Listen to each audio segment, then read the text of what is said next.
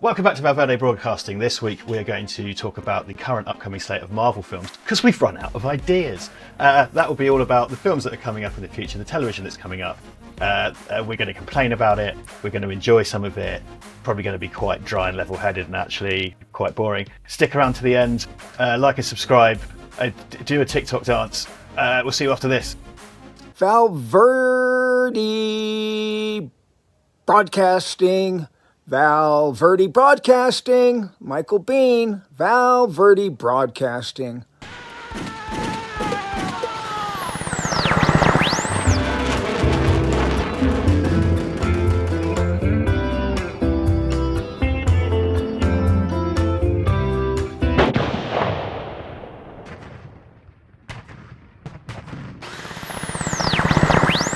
Okay, Duncan.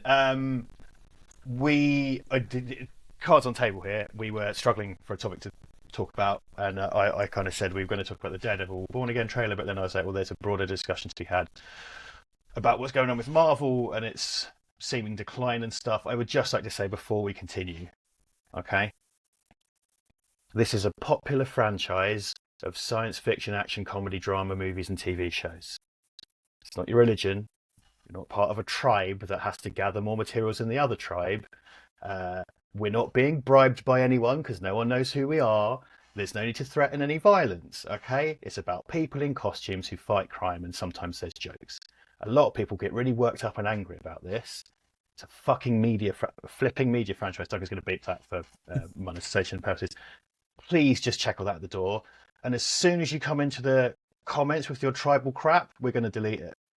I'm 40. I don't want those discussions about being a Marvel fanboy or DC versus. I don't care. All right, we're here to talk about the economics of this media franchise. God, I made that sound like a telling off from a head teacher, didn't I? What's happened to me? You left that to me. I'm a dad. You are, yeah. I think. Do you know what I think? I'm shielding the people from you, because I think if you did it, it would be properly condensed dad material. Dad energy. It's just. Okay, so what I've been kind of thinking. I would say quite happily, I don't know about you, I think Marvel got off to a bit of a wobbly start, because I think in phase one there's a couple of things that are really strong and a number of things that aren't, but it kind of gelled. And there was this kind of Marvel hot streak where they were doing kind of 2 movies a year, and I'm going to say for at least 2 or 3, maybe 4 years, I enjoyed all of them. That's my personal thing, and obviously there's this huge kind of mounting box office. It's started to falter now, and we're in year 12 of this, which has completely changed the media landscape. Let's face it. And there was a time people forget that comic movies were deeply unpopular, but that kind of kicked back in. Year 16, I would say, if you go from. When was? Oh yes! Oh my god! Oh my god! Oh my god! Oh god! At the end of Last Crusade, when the guy drinks from the wrong cup. Yeah.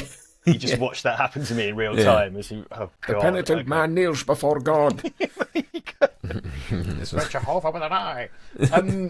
Yeah, so I've just been kind of thinking about what's kind of going on with this. So Daredevil Born Again kind of sparked this in my head, because I thought the original Daredevil show on Netflix was splendid and tremendous, and that was part of a different managerial era where they could do stuff like that. And Disney have brought it back now because it was kind of more of a Netflix Marvel thing. And there's this idea that it's going to somehow be sanitized or gentrified, so to speak, which I think might be correct. I do think they've started to really play it safe, and they're kind of clearly running out of gas. For example, I really liked Loki season 1 and 2. I thought they were probably among the most interesting stuff. I know the DOP, I watched loads of stuff for the DOP of Loki season 2, and they're like, oh, we got actual kind of vintage lenses, and we did these kind of film grain looks, and we wanted to look a certain way to advocate. To invoke a sense of time travel being in a different time and space. It's that's creatively interesting. But then something, for example, like WandaVision, which I thought started really strong and had loads of really interesting ideas, turned into robots punching each other by the end. And it was I thought this had a kind of interesting hook. It didn't seem to. The big thing that's happened is Jonathan Majors, I don't want to get into details because I don't know them, but Jonathan Majors was convicted for some kind of spouse abuse rap or something. And then the guy who was playing Kang, the Conqueror. Okay. Oh, Darkness, yeah. Yeah. They basically built the whole future of this around that character. So the idea was they introduced him in Loki and then Ant-Man, and like the fourth and fifth Avengers films are called like Kang de Kang Kang because Kang's here. Look out, here comes Kang. And then the second or fifth one was called Kang's gonna win or finish because Kang Kang Kang. And it was all hinged off of that, right? Kang can do the can. Do the Kang Kang. Now he's fired. And they've replaced him with Doctor Doom. Oh, is that the RDJ of it all? Mm-hmm. Okay. Who's played by RDJ, which that's a good place to start. What do you think about that? Because I think it seems really desperate, personally. And they brought back the Russo to direct those movies as well, and it's like it feels really desperate. Like you have no confidence in your product anymore. Is what that feels like to me. It feels like what DC were doing anyway, which was making spreadsheet decisions, and which for the studio that really pushed the boat out, the lesson they've learned is put those same people back in charge, and it's like, well, actually, what worked about that was all the left field choices and all the kind of the real risk taking. I'm not saying risk taking is by itself a guarantee of anything, but it's like you had like Favreau and you had those cats. I think that's they had Edgar Wright on that didn't pan out. They had Joe Johnson in there that like. People forget, but the Russos refuse to accept that their risks were taken. Sorry. The Russos kind of came on board. Around? Didn't they do Civil War? And they did a lot of the Winter Soldier first. Oh, Winter Soldier first. Okay. God, I can't even remember which came first. That was Winter Soldier was first, so that's the second Captain America. That's the second Captain America. Then Civil War. Then and they were great, and they handled Endgame and Infinity War. I think really excellent movies. Really excellent movies. And what was the film they made subsequent to that, the non-Marvel one? The Five Bridges? Is that the one with Thingy McFace? Was it the one? There's the one with actors in it. Yeah. No, hold on, it was called Five Bridges, I think. Let me check. Because I think I saw that with Black Panther. Yes, Chadwick Boseman. The late, great Chadwick Boseman. Indeed. Tragic Boseman. Sorry, I should have said that. Anyway, he who was, and that film was good. I thought that was a good film. Actually, it kind of got a bit forgotten because it got dropped on Prime or something, and but it was a really good film. Well, I do. Yeah, I haven't seen it, but I was interested to know what their. There's a film called Cherry and a film called The Grey Man. Cherry was not good. Okay, it was bad. It was bad. I was sort of wondering what they're going to do next because they directed some of the famous episodes of Community, which is a sitcom I love, which was very, very, very cinematic and movie referencey. So when they came on board, because I think obviously once Favreau left, essentially then became an actor in the franchise, and then Joss Whedon came and did an amazing job with Avengers, then a not so good job with the second Avengers movie, and then was sacked for being a wrong un. And then who are they going to?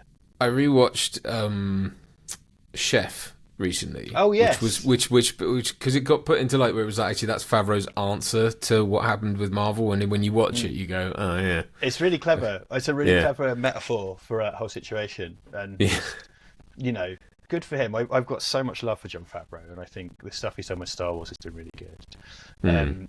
They just seem to fall into. So the Russos, they've got them back, and they've got Robert Downey Jr. back, and it's like, this sounds desperate. This just feels so desperate to me. Like I love Robert Downey Jr., man, but it's like, and if he hadn't already been Iron Man, I'd be like, yeah, cool, but he has.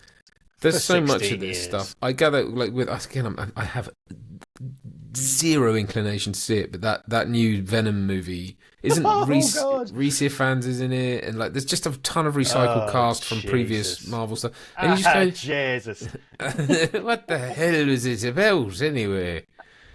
Jesus, not Jean-Michel Jarre or something.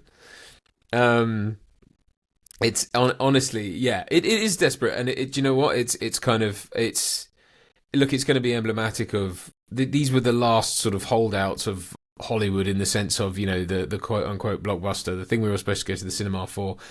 They're going to crumble. I know that James Gunn's supposed to be doing stuff with DC. If that doesn't work, and there's nothing to suggest it will. Because and it's nothing against them. It could be the best movie. It could eclipse Superman the movie for all it matters. I don't think they're not addressing the way people interact with media anymore, which has shifted so profoundly. And there is a place for cinema and all that, but it's not in look, smashy crashy robot and dialing things up or down based on spreadsheet stuff like 10% more Russos. Because they previs all their action scenes. I know. And then they bring it. Because sometimes I wonder why they even bring a director on. Like, it's just because it used to be, and people forget this. And I think what's really interesting. So I essentially volunteer to go do kind of masterclasses with sixth formers, right? So I'm not paid for doing it. I've got a mate at the local sixth form who's head of media, and I go in and give talks to. So these are like 16, 17, 18-year-old kids. Having recently in the last 10 minutes found out that Iron Man was 16 years ago or whatever, these kids have grown up in this landscape. So to them, it's like Iron Man as long ago to them as like Back to the Future was to us. Do you know what I mean? And they've never. But if Back to the Future had been made every year, yes, with spin-offs coming out if it caught every fire year and become this thing, just which rather just than the didn't cultural happen. milestone rather than the bigger picture, right? Yeah, of course. And they've grown up with, and I think quite often when you speak with people online and you say like Marvel used to take risks, Marvel used to do that, they go, no, they didn't, blah, blah, blah. And it's like, you weren't there. Like, and I mean no disrespect for that, but like, if you've grown up and only ever known this monolith, like Marvel the comics were kind of in trouble for a while, but they were sort of all right. They're kind of late 90s films that were made by other studios, did well. Marvel internally formed a film group to try and capitalize on that, and it did so well it got bought by Disney. And early doors, like the making of Iron Man on the DVD, because I remember when Iron Man came out, I thought it was fantastic on DVD. Really, really interesting about how much Jon Favreau treated it like a comedy, and it was kind of improvisational. And if you watch it, they were spent half the time making a completely different movie, and then changed it enough as it went. And you see the kind of when you see the table reads and stuff, the script's like unrecognizable, and it was something that was just done. The first one was done in this kind of quite freeform, like indie comedy way, and then it was like, oh well, The Rocketeer was great. We'll get Joe Johnson to do Captain America. It's 5 to 5 on a Friday. Let's get Louis Leterrier to do Hulk and other decisions. So it was this weird kind of basket case that got absorbed by the machine, I think, and people forget that, and it's just like it's always been this one. It really hasn't. And I think part of that, the reason I'm saying that is because I think there's this frankly deranged surprise that it's slowly failing, because humans seem to have this weird concept of unlimited growth that doesn't exist anywhere in nature. That's just entropy. There wasn't going to be successful Marvel blockbusters for 100 years. It's mad. It was always going to kind of start to go wrong, and I've always wondered what that would look like. I think when you remove the imperative or even the illusion of imperative, people just they atrophy, creatively. I think that's what's happened here. It's like there's no fire under anyone's ass to make this work anymore. In fact, the contrary, because there's too much at stake.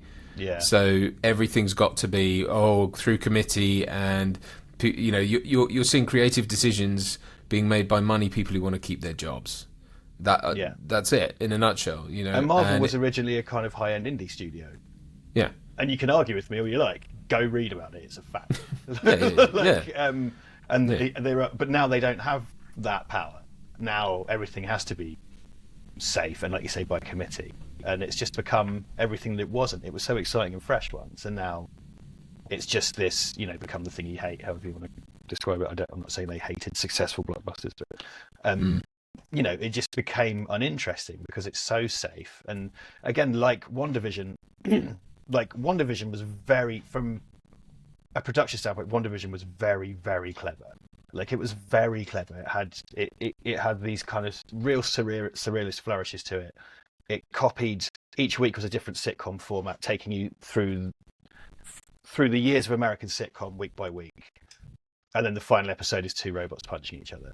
And it's like, oh, so you've actually taken really quite a basic superhero thing and wrapped it around this clever device. And then a lot of the team, like Falcon and Winter Soldier, I enjoyed that while I was watching it. Could I tell you what happened? They won against the bad guys. Falcon and Winter Soldier won. Like, Loki was cool because Loki did cool time travel stuff and like really interesting things about kind of reference kind of heavy metal and sort of magazine heavy metal and stuff like that, and it was it's interesting. But then there's things which I don't care about. They say, don't they, that comic books are a bit like soap operas. They're a perpetual second act. They don't really conclude. You might have arcs that conclude or whatever, but you don't, or spin, Elseworlds stuff. But basically, it's just perpetual second act. There's always a status quo that's returned by the end. And I think the problem you've got is when you do. They built up to Endgame. Endgame was the big, and it was great. And that's where I just stepped off the train because I was like, well, and of course they floundered since. They've gone, well, we could do a different Captain America. It's like, and now it's got to like, well, Robert Downey Jr. could come back as this character, and you go, there's no stakes anymore. It's the same thing we talked about with like Terminator and all that stuff. It's like if you continually bring it back, and you dilute the whole thing to the point of it having no weight anymore. Well, but because of what it is, and because it's such a juggernaut of money. Because I thought Endgame and Infinity War absolutely stuck the landing. Like fantastic culmination of everything. Like everything on it wasn't the smoothest road all the way through, but like what a fantastic. And what the Joss Whedon did with the original Avengers is what the Russos did. Every character gets in the ensemble. Everyone gets their moment. You see them gel, and it was the most successful thing of all time, box office wise. And in a more sane process, someone would have gone, okay, we're going to have a break now. We're still going to sell lunchboxes and toys and figures and comics for the next 2 to 3 years.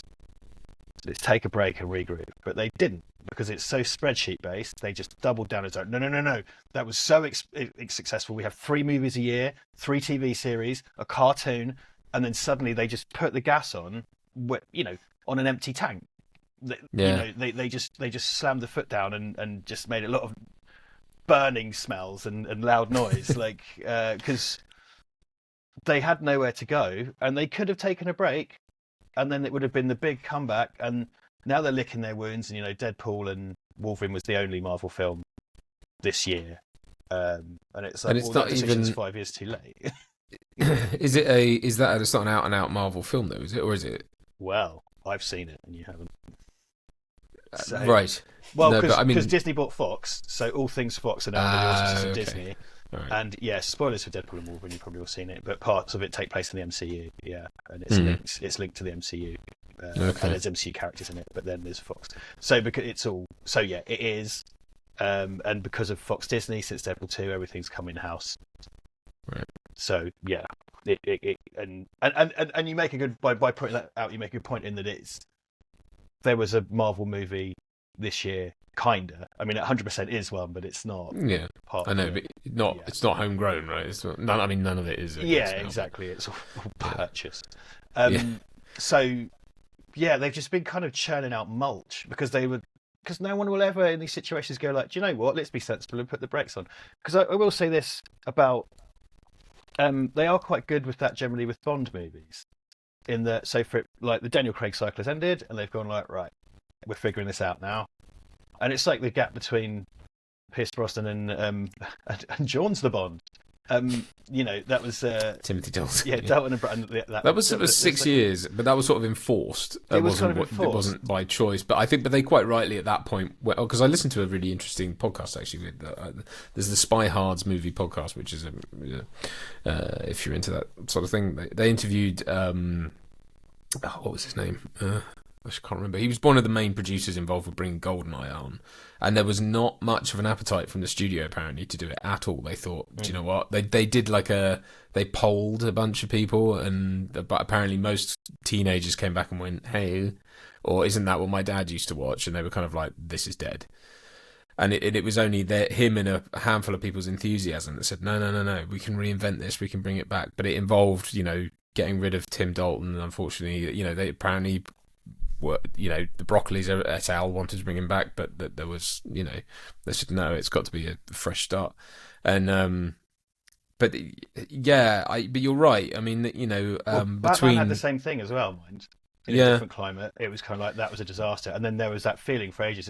I remember during that period, it's like, there's literally never going to be another Batman film. Oh no, I remember Like, too. But when you think about it, that was only 7 years. 6-7 years. But in today's time frame, that's an eternity. I suppose, in one sense, yeah. Well, I can you imagine? So, like, Captain Marvel didn't do brilliantly the second one, whatever the fuck that's called, right? There's 2 of them. Yeah. Well, there you go. If they didn't make another Marvel film for 7 years off the back of that, that's what we're talking about. That's what I mean. Yeah. That's how much the landscape has changed. Like, in the time they took a break from Batman, 7 years since 2004 they came back. It's now, admittedly, 20 years later, we've had 3 or 4 Batman. 2005. 2005. Okay, so there's been a constant churn of Batman. But then when you think about it, but then there was 3 years between that and The Dark Knight. You know, there was time to get things back get it together, right, you know. and Yeah, not. but those were filmmakers who had to go back and pitch their ideas to Warner Brothers, and Warner Brothers had to agree it, and it was, you know. Whereas now, yeah, it's. I mean, Marvel Studios. What else can Marvel Studios do? Because Kevin Feige makes these decisions in a boardroom, right? He pulls out his fucking flip chart, and he's got one of those. The Boys has been very good at ripping the piss out of this. They did an episode set at a comic convention that had. You know, they always do those timelines of, and in The Boys it was like Phase 19. It was all like Black Noir, Home for Kwanzaa 3 and stuff like that. It was really good, and they did like a kind of multiverse one with the Deep and everything. Like,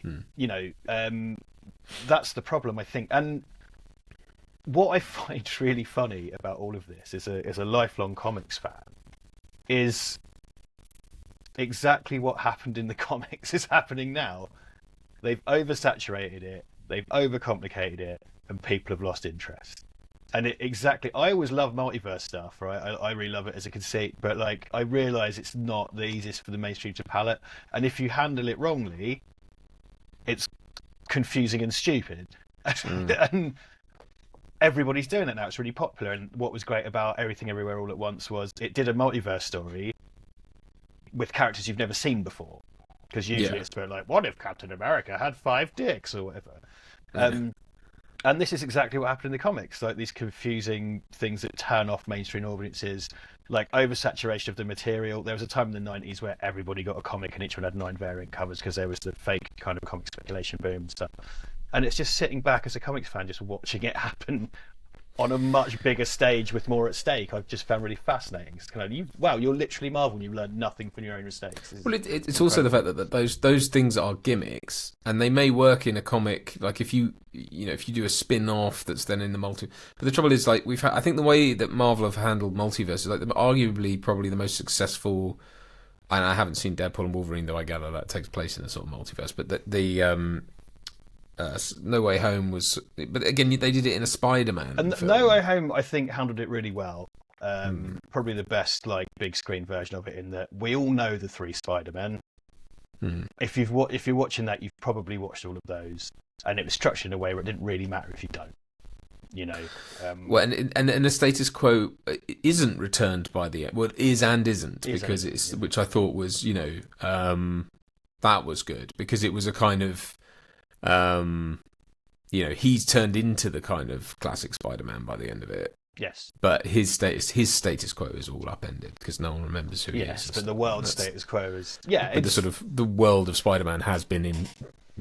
So that I thought was a really brilliant way of doing it, but it's like, do it once, because then it was Doctor Strange in the Multiverse of Madness, which didn't have any multiverse. Doctor Strange in 7 different rooms, as I call it, because and that's going back to the thing earlier. Is like,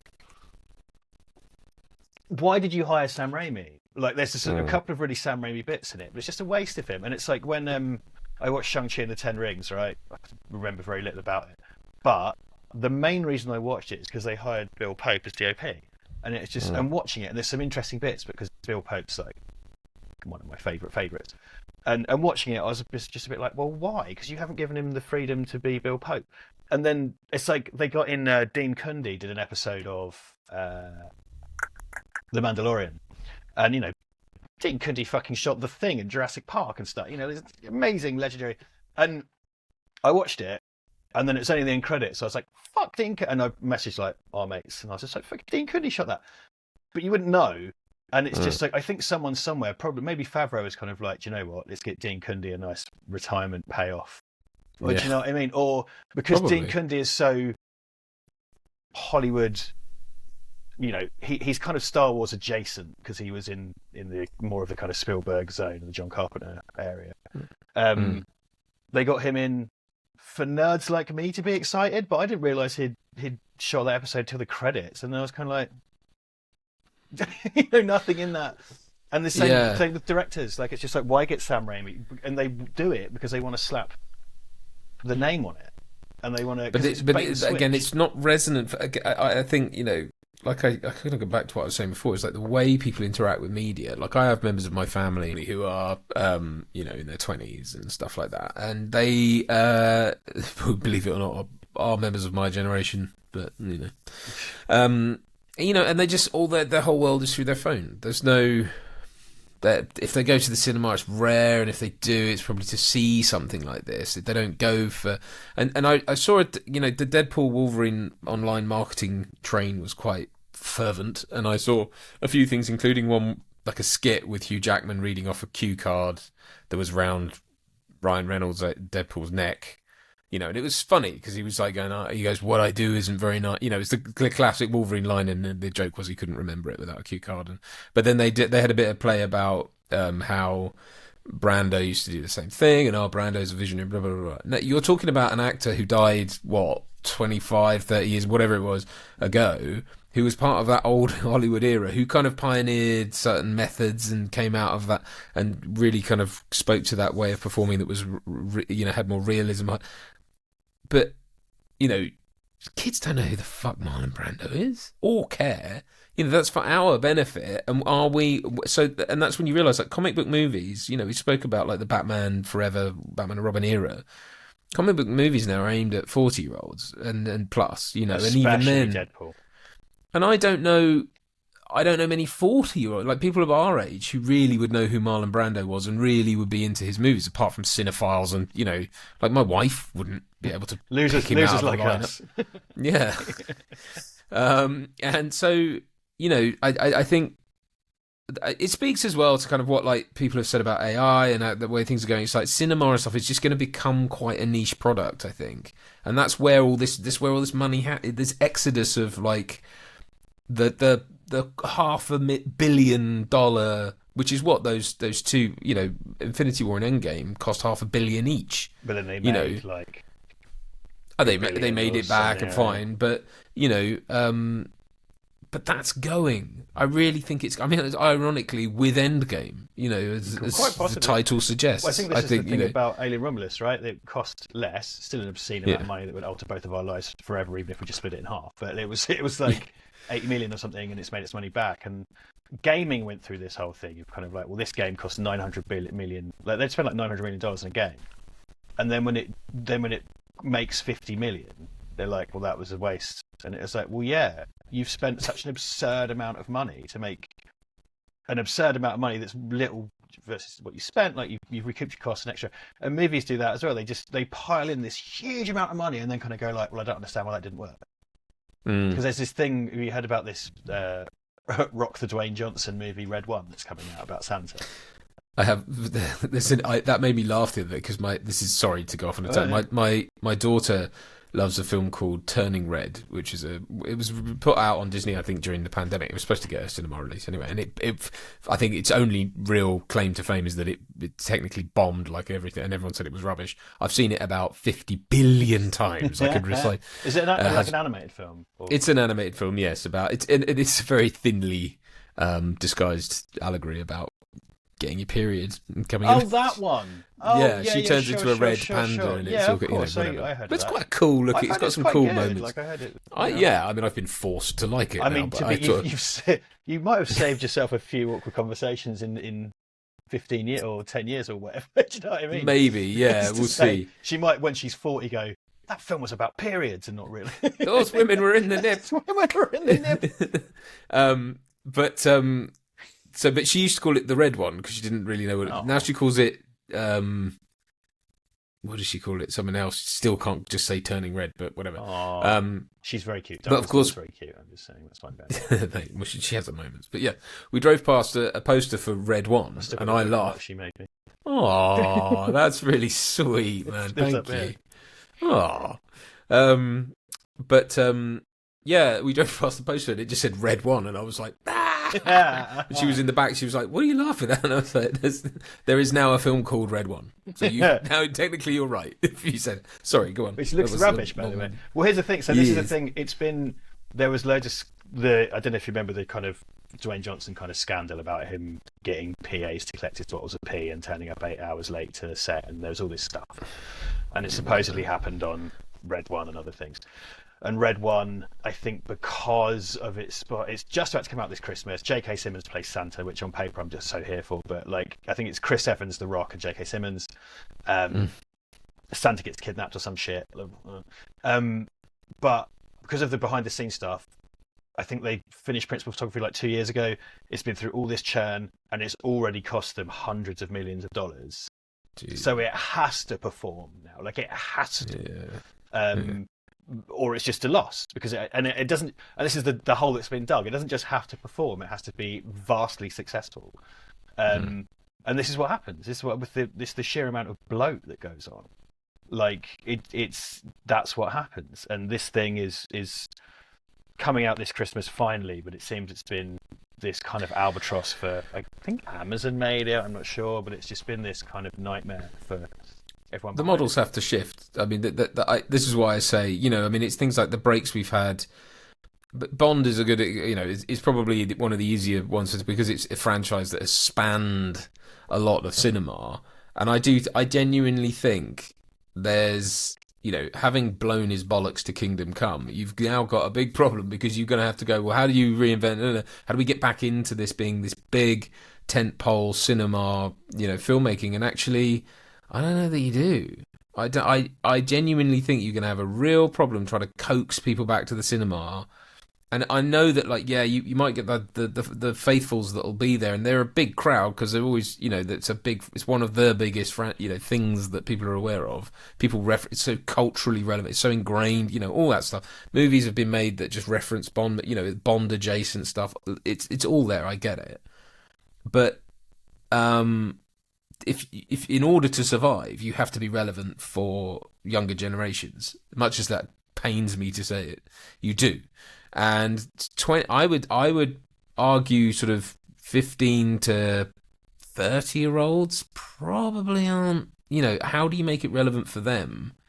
And it's not so much the storytelling as the medium. The medium has to shift. I know Amazon sort of owns a controlling they own MGM. That doesn't mean they're in charge of the franchise necessarily, but they can obviously throw their weight behind it. But it's like, and as much as I hate the idea of them doing some sort of spin-off TV series, Jinx and Felix's whatever thingy, which would suck and probably not work. Someone is dying to do that. They're just not allowed to. Some prick is dying to do James Bond Academy or whatever. Like, they're dying to, and no one will let them. Because this is the problem that Star Trek and Star Wars have, and all these others. Like, they're allowed to do that, and it's just to end this. There is a meme that has come up, and I thought you'd find it funny. Yes, there is a fake Star Wars character called Glup Shitto. And every time they announce some Star Wars thing, they're kind of like, oh, it's the new Glup Shitto movie. Because they keep, they endlessly pull out the smallest detail of Star Wars and base a trilogy around it or whatever. And so it's a fake poster that says Glup Shitto, a Star Wars story, which I really like. Well, there was supposed to be a Rey movie or something, which I gather has been sort of quietly shit canned. And I don't really think anybody asked for that. Do you know what I mean? Like, I did watch there's a new thing called Star Wars Skeleton Crew with Jude Law, and I looked at the trailer and I was like, okay. And I was expecting the usual thing. I mean, it might probably be shit, I don't know. But the whole tone of it is Goonies in space, and I thought it was about a bunch of space pirates. It's a bunch of young kids that get a spaceship, and then the whole tone had a kind of sweet synthwavy Goonies thing, and I was like, oh, you could have just made that and not have it be Star Wars, though. They could have just. It feels like someone else's idea that's been glup shittoed into a Star Wars series. I think because we've talked about the kind of era of IP and the shift to IP over, which is, when you look back on the last 16, 10 to 16 years of filmmaking, I would argue that is what they've sought, is IP rather than, which is what has produced certainly from an actor's perspective, it's killed off a lot of the the routes to market, if you like, or the kind of opportunities for progression, and I think that's true among crew as well, and directors and lots of behind the camera talent. It's killed off a lot of that because what they've done is they've secured IPs, in some cases built entire studios around it. I mean, really, Leavesden I know was an old Rolls-Royce factory, and it was converted for a long time, but Warner Brothers came in there, tore it up, and put in an entire studio just to make Harry Potter, really, in the first instance. And that's just IP, and it's like, well, okay, you'll have the odd in and out, whatever. Some people will come in and come out, but it kind of basically was its own industry for 10 years. And I think that we're kind of out of that now. I think we're coming to the end of it, but there's no idea of what to do next. And I think the people who will crack it will be the people who will. I mean, unfortunately, it will take things like labor-saving stuff like AI to not make an entire movie, because that's stupid. But that can storyboard. And as much as I don't want those jobs to go away, I'd rather they were done by people. But it will mean the cost of production comes down a lot. What we think doesn't matter. No, I know. But I mean, the positive, if I can put it this way, is that it will bring the cost of production down to the point where hopefully it will give people a route to market. Where you and I could make a movie, where we don't need to hire, apart from Rob, of course, my husband, love you.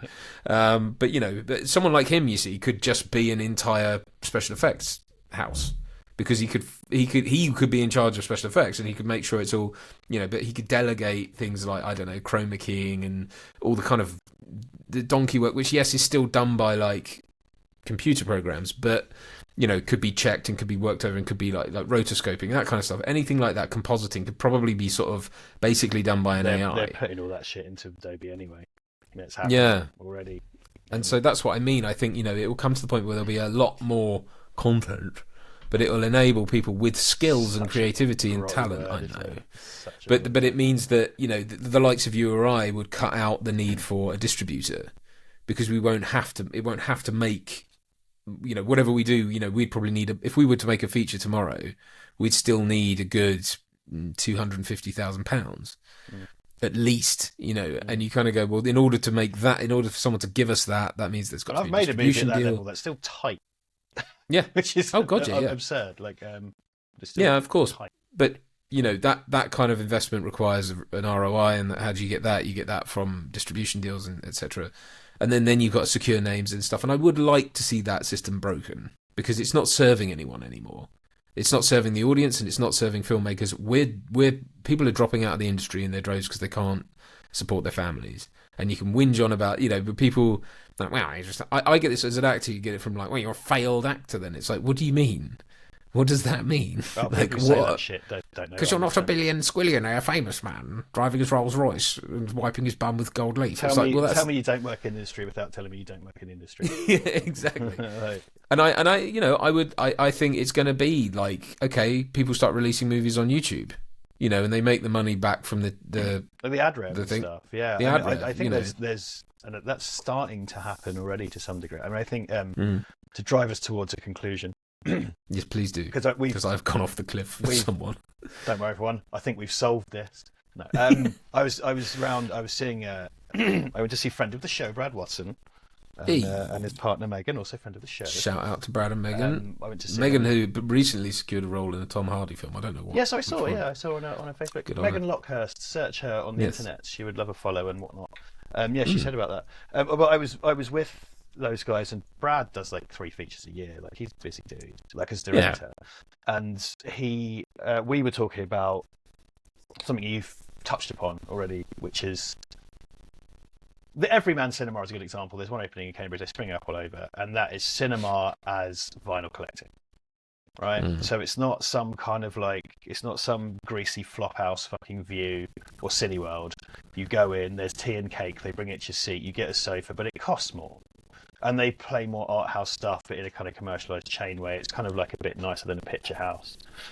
And then there's the idea that, you could, let's just go extreme, you could have an entire film made by AI. And Brad touched on the thing that you and I have often joked about, is kind of like, well, I want to see Spider-Man riding a dinosaur.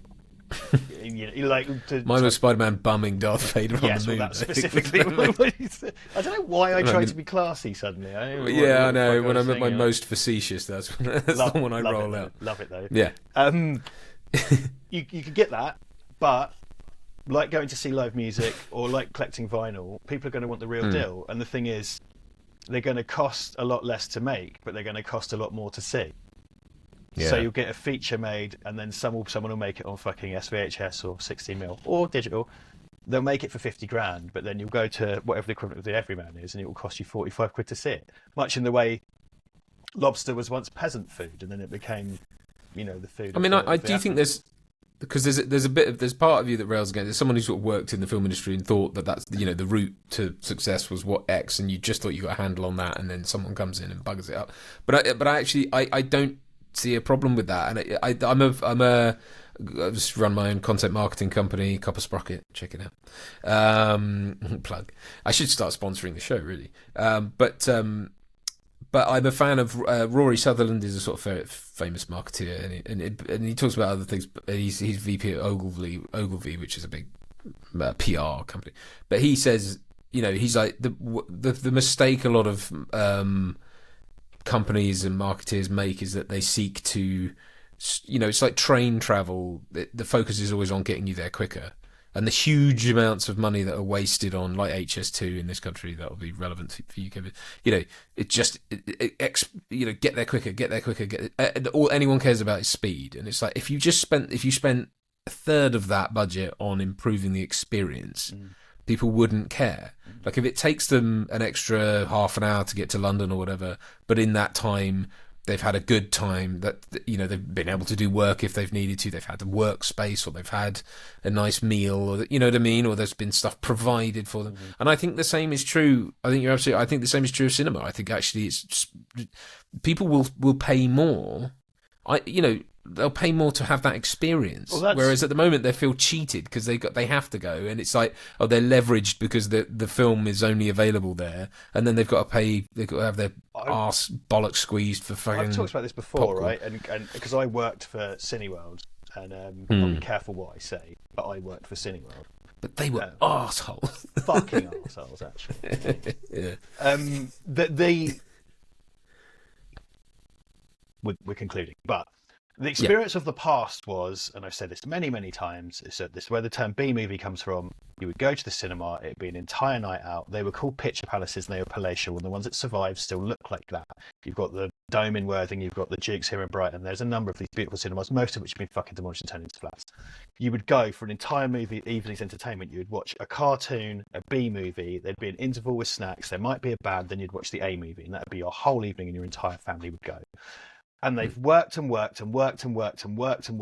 that experience as bare bones as possible. And now it's down to get in, watch a movie, fuck off, and if we find any of your own chocolate, you're banned. Like that's what it is now, and it's disgustingly expensive. The experience has become way less, but you're charged way more, and they wonder why we don't want to fucking go. And then COVID, etc. So the experience has been diminished. And it's because Hollywood keep all of the box office, and then that creates cinemas where it's slaves of minimum wage unskilled workers who are treated like shit, and then they have to make all their money on concessions, so they blow all that through the roof. They treat the workers like shit, and then then complain when the profits are down because they. It's a bit like the self-checkout thing. It's like, well, I don't work for you, but I've got to check out my own fucking groceries now because you fired all the till people. Because it benefits you. It doesn't benefit me as a consumer because I'm at the bottom of the rung. It's that focus on efficiency and expediency, not on experience. Like I said, I think people would be willing to pay what it costs to go to the cinema, and they'd pay 50% more if that experience was That's better, kind of what every man is trying to do, as far as I could tell. They don't sponsor me or any shit. I've only been to one movie and it was terrible. It was Alien Romulus. However, Cambridge is getting one soon. They've been in London for a while. We don't have one here, but I went to the one in Crystal Palace, and I was like, "Holy crap!" Like, it's all done in an Art Deco thing. You order. I had a cup of tea, as I want to do, and a guy come and brought it to my seat during the trailers, and it was like a big sofa thing. Because before those kind of niche cinemas, like the Screen on the Green in Islington is a wonderful cinema. The Unrestricted View Festival do their thing there. Big fan of that festival. They were a big fan of ours. They lots of movie. Like. But they were niche art house cinemas, and now it's this chain thing where, you're paying more for a better experience. And I got to wonder if it's going that way. But then, are you applying an elitism to go into the cinema? But then, is it elitism if no one wants to go to the cinema anymore, and it's just the nerds? You know what I mean? So, like, if they don't want to go, they don't have to. Knobs like us could go and pay more because we want a better experience. You know what I mean? I think the way to structure it potentially, because you're talking about compete. I think it's always, everything's always stacked up about competing with Hollywood, and they're too big, and there's no, and the likes of Disney, as you say, having swallowed up so many studios now. I mean, it is a monopoly, no matter how you slice it. Yeah, there's some competition, but basically there isn't competition.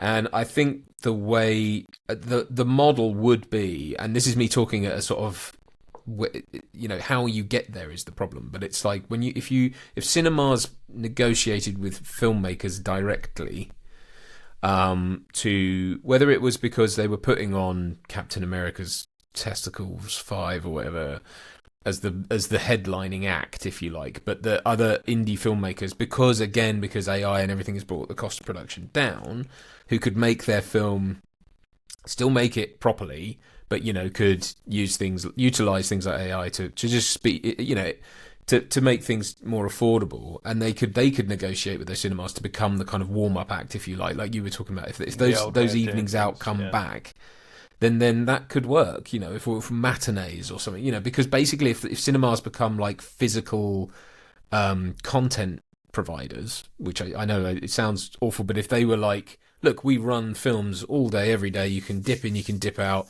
That's how it is, but we need a lot of it to keep going, but the cost of production is now lower.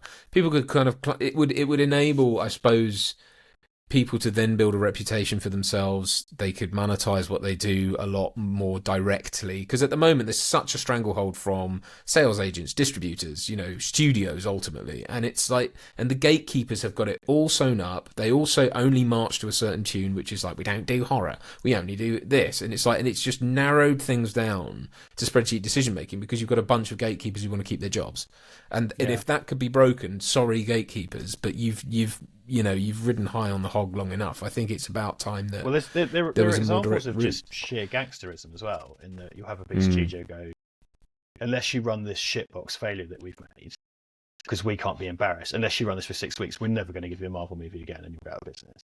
Like, they've been caught doing that kind of crap. Like, or if you don't sell this, we won't give you that, or if you do this from a rival thing, we're not going to give you any of our stuff, and you're just going to, and you'll dry up and die in 6 months. Like, it's vile. Like, the sales model to distribution is fucked up. Like, it's really vile. Well, this is what I mean about, like, I'm surprised Disney's been allowed to do what it's done, to be honest, because it has now such a stranglehold on cinema chains and distributors, and I don't see how it's fair competition, to be honest. Because they have infinite money. Right. Yeah. I think anyway. On yet another. Have you noticed how we get older? These just get more and more bleak. Of the world. Well, it's a good. I would say that's like a podcast episode, isn't it? That's quite good. Yeah, there you go. We'll put it out on the podcast. Actually, we need to make everyone aware we do have a podcast, and it is creaking back into life, and available everywhere. So do head over to your preferred podcast provider. That could be Spotify. That could be Apple Podcasts. It could be. I can't remember. There's most of them. That's your domain. Look out for I do us the there. pictures. Mm-hmm. It's available as a video podcast as well. This will go out, so it's not supported by Apple Podcasts. Still don't support video, but Spotify do. Oh, so it'll be on there. Tells you what I know. Tells you what I know. Right, well, there you go. If you have any thoughts on what we said, please put them in the comments below. If you're coming in to insinuate that we've somehow been bribed by Disney, or we work for DC, or just fuck off. I'm not in the mood for it. We literally had someone once in a previous format, someone genuinely accused us of being bribed by Disney. And it's like, do you think they're going round every schlubby dirtbag podcast and giving them money to like their movies? You out your fucking... And if they were, do you think I'd be sat in a rented flat recording content? Like, for fuck's sake, like, Jesus Christ. I'd be sat here in a crushed velvet pimp outfit with a gold cane. Like, if I was getting Disney money. You ridiculous human beings. Anyway, but the rest of you are brilliant and we love you very much. And thank you for tuning in. We love our Val Verdians. Thank you so much for joining us every week. Like, subscribe, blah, blah, blah, blah, blah. There's stuff, I don't know. SEO, TikTok, Hawk Tour, Fortnite. I'm getting the SEO in, I think that's been and gone. But, even I know, as a 4-year-old father of two, I know that died a long time Someone will ago. be looking for it. Someone will be looking for it. And That's true. They'll accidentally come to see a handsome man and a depressed testicle talking about how Which one cinemas is are which? shit now. Well, you know. Right. It's hard to say. We're checking out. Anyway. We loves you. Look, I'm going to do a transition to the end. Look.